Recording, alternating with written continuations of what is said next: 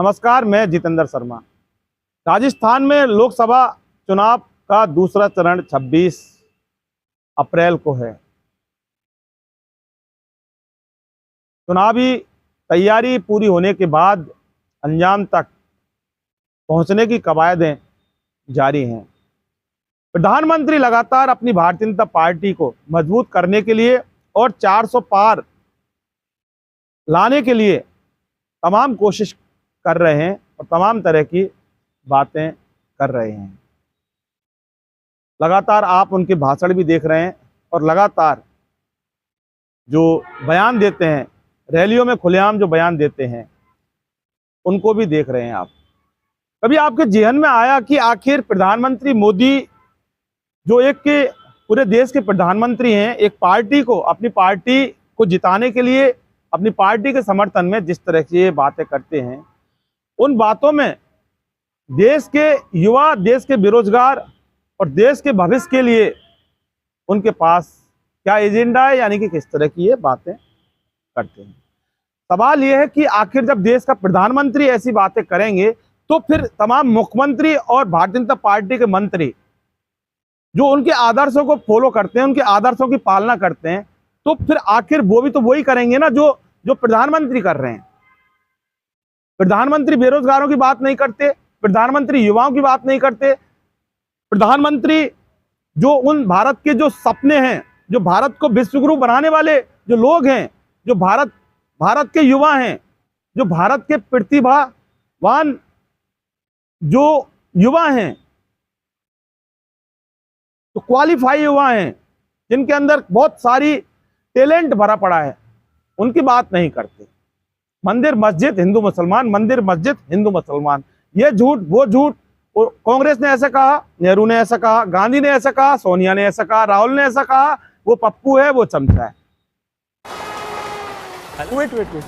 हाँ, ले फोटो, अपनी ही है, अपने ने ही बनाई और अपने ही वोटों से बनी है वंदे भारत। हाँ यार, किसने सोचा था हमारी ट्रेनों में रिवॉल्विंग सीट्स, विस्टा डोम्स होंगे, एयरपोर्ट जैसे escalators, lounges, food court railway station पर होंगे, शहर शहर मेट्रो और अब तो बुलेट ट्रेन भी आ रही है। और फिर भी पता है मोदी जी क्या कहते हैं कि ये तो बस ट्रेलर है। लाइफ इजी बना दी मोदी जी ने, और अब हम उनकी जीत इजी बनाएंगे। वर्ल्ड क्लास फैसिलिटीज की गारंटी मोदी की, मोदी जी को वोट देने की गारंटी हमारी। कमल का बटन दबाएं, भाजपा को जिताएं। सवाल ये है कि आखिर मोदी की हम बात नहीं कर रहे, मोदी को जो करना है मोदी करे, कोई फर्क नहीं पड़ता। लेकिन सवाल यह है कि बात राजस्थान की जाए तो राजस्थान में मुख्यमंत्री भजनलाल शर्मा बने तो उनको कम से कम इस ओर ध्यान देना चाहिए। अभी तस्वीरें इतनी जल्दी धुंधलाती नहीं है और तस्वीरें कभी झूठ नहीं बोलती। आज राजस्थान का भविष्य अपनी जिंदगी के लिए संघर्ष कर रहा है, राजस्थान के भविष्य के लिए संघर्ष कर रहा है, राजस्थान का युवा संघर्ष कर रहा है, लेकिन सरकार की कहीं इस ओर बिल्कुल भी ध्यान नहीं है। ये बहुत बड़ा एक सवाल है। तमाम आंदोलन राजस्थान में आचार संहिता से ठीक पहले होते रहे हैं। लोग अपना भविष्य मांग रहे हैं सरकार से, लोग अपना हक मांग रहे हैं, इंसाफ मांग रहे हैं। शहीद स्मारक पर 3 धरने लगातार अभी हुए थे। राजीव गांधी युवा मित्रों का धरना हुआ था, रीट L1 चयनित शिक्षकों का धरना हुआ था, रीट L2 एडिशनल स्नातक डिग्रीधारियों का धरना हुआ था। बच्चे अपना भविष्य सरकार से मांग रहे हैं, वो नियुक्ति मांग रहे हैं, कोई नौकरी मांग रहे हैं। लेकिन भजनलाल सरकार को इस ओर जरा भी इस चीज की परवाह नहीं है। आप समझे कि सारे ये जो सरकार सिर्फ प्रधानमंत्री मोदी के भाषणों से सरकार चलेगी, या फिर राजस्थान के टैलेंटेड जो बच्चे हैं, क्वालिफाई बच्चे हैं, उनका जिंदगी बनाने से राजस्थान की सरकार चलनी चाहिए। वो पढ़ते हैं, वो बहुत मेहनत करते हैं, रात रात दिन दिन एक कर देते हैं साहब, बहुत पढ़ाई करते हैं, मोटी मोटी फीस देकर पढ़ाई करते हैं, उनके पास पैसे नहीं होते, वो कर्जा लेते हैं। मैं खुद गांव का हूं, एक छोटे से गांव से बिलोंग करता हूं, छोटे से गांव में का रहने वाला हूं, मैं जानता हूं पैसे नहीं होते उसके बाद भी बच्चों को उनके माँ बाप किस तरह से पढ़ाते हैं, कर्जा लेते हैं, रिश्तेदारों से मांगते हैं, उसके बाद घर में जो अनाज होता है उसको बेचते हैं, सोने चांदी के जेवर तक गिरवी रख दिए जाते हैं, बेच दिए जाते हैं, सिर्फ इस उम्मीद में कि हमारा बच्चा पढ़ेगा, उसके बाद एग्जाम में फाइट करेगा, उसके बाद इसकी नौकरी लगेगी, सारे कलेश खत्म हो जाएंगे, सारी गरीबी दूर खत्म हो जाएगी। लेकिन सरकार, आप क्यों इस तरह से एक निष्ठुर बन के बैठे हो? तब घर में अगर कोई बीमार पड़ जाए ना तो इलाज के लिए घर बिक जाता था, पीढ़ियां कर्ज में डूब जाती थी। और आज तो अस्पताल के खर्चे की फिक्र नहीं सताती। और याद है जब 60 साल में सिर्फ 7 एम्स बने थे, वहीं 10 साल में 16 नए बन गए। और फिर भी मोदी जी कहते हैं ये तो बस ट्रेलर है। करोड़ों लोगों को 5 लाख तक का मुफ्त इलाज मिला है। ये है मोदी की गारंटी। तो फिर हमने भी सोच लिया, फिर एक बार मोदी सरकार। और ये है हमारी भी गारंटी। कमल का बटन दबाएं, भाजपा को जिताएं। राजीव गांधी युवा मित्र मर चुका, राजकुमार गुप्ता मर चुका। हमने उसके गांव में जाकर, झापदा गांव में जाकर उसके परिवार का हाल जाना। पूरी तरह से हम भी टूट रहे थे, भजनलाल सरकार, हम भी टूट रहे थे।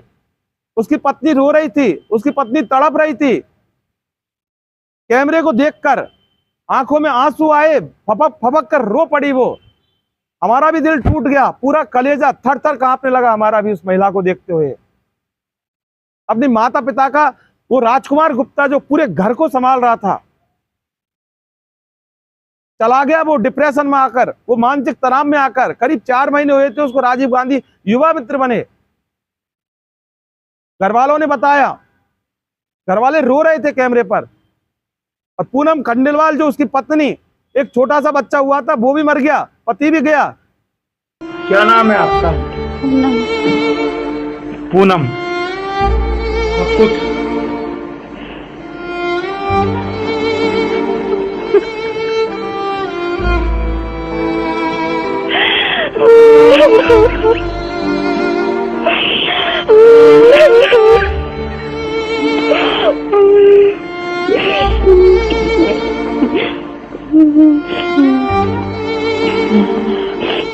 क्या कहते थे आपको वो जब नौकरी चली गई है? कुछ नहीं कहते मेरे को, तो कुछ नहीं बताते थे मेरे को। बच्चे हैं? एक था जो हो गया सब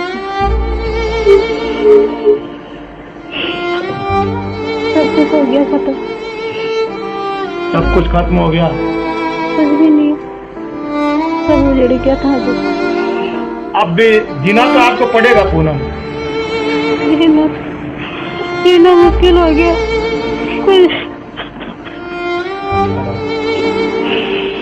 ये तस्वीर है हमारे राजस्थान के युवाओं की, ये तस्वीर है। कैसे काम चलेगा साहब? आप तो मुख्यमंत्री बन गए, जहां रैली होती है, भाषण, गाड़ी, घोड़ा, बंगला, सारी चीज आपके पास है। हमें आपसे तकलीफ नहीं है, हमें आपकी राजगद्दी से तकलीफ नहीं है। हम चाहते हैं कि आप बहुत बड़े आदमी बने, मुख्यमंत्री बने आप। हम चाहते हैं कि आप प्रधानमंत्री बने। हम बनाएंगे आपको प्रधानमंत्री, देश का युवा बनाएगा, राजस्थान का युवा बनाएगा आपको। बार बार बने साहब, भजनलाल सरकार, बार बार बने। लेकिन कम से कम आप इनके बारे में जरा तो सोचिए। महिलाएं यहाँ धरने पर बैठी रही थी, भूखी प्यासी यहाँ तड़पती रही थी। राजस्थान की बेटी है, आपकी बेटी तड़पती रही थी। किसी का पैर टूट रहा है, किसी का हाथ टूट रहा है साहब। हम बोलते, मैं बोलता हूं, मैं मानता हूं कि मैं बोलता हूं, बेरोजगारों की मैं बात करता हूं, युवाओं की मैं बात करता हूं और करता रहूंगा हमेशा। आप उनको नियुक्ति दें, नहीं दें, उनको बहाल करें, नहीं करें, ये आपका लुकआउट है। हमारे हाथ में पावर नहीं है। अगर मेरे हाथ में कुछ होता, उनको बहाल करने का, नौकरी नियुक्ति देने का, मैं कर देता। हम मीडिया वाले सिर्फ बात पहुंचा सकते हैं, बार बार हम बात करते हैं। लाखों की संख्या में श्रद्धालु पहुंचे अयोध्या। बरसों की प्रतीक्षा के बाद हमारे अयोध्या का गौरव लौटा है। नहीं तो पहले टेंट, टूटे घाट, गंदगी, कोई फैसिलिटी नहीं। और अब काशी देखो, केदारनाथ देखो, उज्जैन देखो, सोमनाथ देखो, सब भव्य दिव्य। और मोदी जी कहते हैं ये तो बस ट्रेलर है, आस्था का परचम लहराता रहे। ये है मोदी की गारंटी, इसलिए हमारा पहला वोट मोदी को। ये है हमारी भी गारंटी। कमल का बटन दबाएं, भाजपा को जिताएं। उन्होंने पढ़ाई की साहब, लिखाई की उन्होंने, अब वो एजुकेटेड हुए, कर्जा लेकर उन्होंने, बेरोजगारों ने पढ़ाई की, वो पढ़ते थे अपने भविष्य, घर वालों का भविष्य बनाने के लिए, उनको उम्मीद थी। रीट L2 वालों ने एडिशनल डिग्री ली, रीट L1 वालों का कोर्ट के अंदर मामला एजी से पैरवी की मांग कर रहे थे कि 15,000, 21,000 में से 15,000 को नियुक्ति मिल गई, आखिर 6,000 का कसूर क्या था, 15,000 का दस्तूर दे दिया। तो ऐसी इनकी डिमांड थी। राजीव गांधी युवा मित्रों का साफ कहना था कि अगर राजीव गांधी के नाम से सरकार को कोई दिक्कत है तो फिर अटल युवा मित्र आप रख सकते हैं, पंडित दीनदयाल उपाध्याय युवा मित्र आप रख सकते हैं, नरेंद्र मोदी युवा मित्र रख सकते हैं, भजन लाल युवा मित्र रख सकते हैं। लेकिन कोई मतलब नहीं निकला, बल्कि एक मौखिक समझौता, सिर्फ जो आश्वासन दिया था कि टंकी पर चढ़े युवा मित्रों के खिलाफ FIR नहीं होगी, और आपने अपना जो मौखिक समझौता जो हुआ था उससे ही वादा खिलाफी करके उनके खिलाफ मुकदमा दर्ज करा दिया, उनको गिरफ्तार करके पटक दिया। तो ये कहीं ना कहीं होकर ये एक सरकार, ये आपकी नाकामी है। और इस तरह से अगर नाकाम सरकार रहेगी तो फिर राजस्थान की तरक्की, राजस्थान के भविष्य की तरक्की कैसे हो सकती है? होना तो दूर की बात, सोच नहीं सकती है। क्योंकि किसी भी देश की तरक्की, किसी भी देश की रीढ़ की हड्डी, किसी भी राजस्थान या किसी भी स्टेट की रीढ़ की हड्डी अगर कोई होता है, कोई पिलर फाउंडेशन होता है, तो वहां का युवा होता है। वहां के युवा होते हैं, टैलेंटेड व्यक्ति होते हैं। लेकिन आज राजस्थान का युवा इस तरह से दर दर की ठोकर खा रहा है, सब भटक रहा है वो अपना रोजगार की तलाश में। लेकिन आपके तो कोई फर्क ही नहीं पड़ता। सवाल बहुत बड़े हैं साहब, और सवाल सरकार आपसे हैं। मैं खुद जितेंद्र शर्मा आपसे सवाल कर रहा हूं, कब तक इस तरह से राजस्थान की ये तस्वीर अगर दिखेगी तो फिर राजस्थान कहाँ होगा?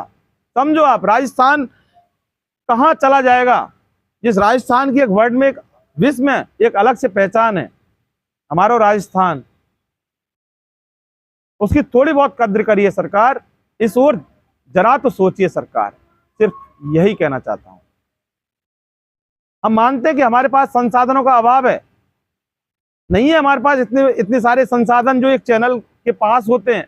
मैं भी अंधेरे में बैठकर, जब मेरे दिमाग में आया कि बात करनी चाहिए, मैं नहीं देखता, अंधेरे में मैं बात कर रहा हूं, मुद्दा तो उठा रहा हूं, कम से कम उनकी बात तो कर रहा हूं, उनके बारे में सोच तो रहा हूं।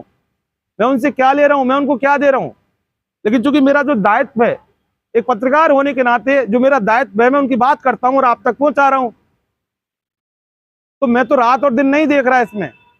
तो सरकार आप भी मत देखिए, दे दो उनका हक, दे दो उनका अधिकार, और कर दो इनके साथ जस्टिस।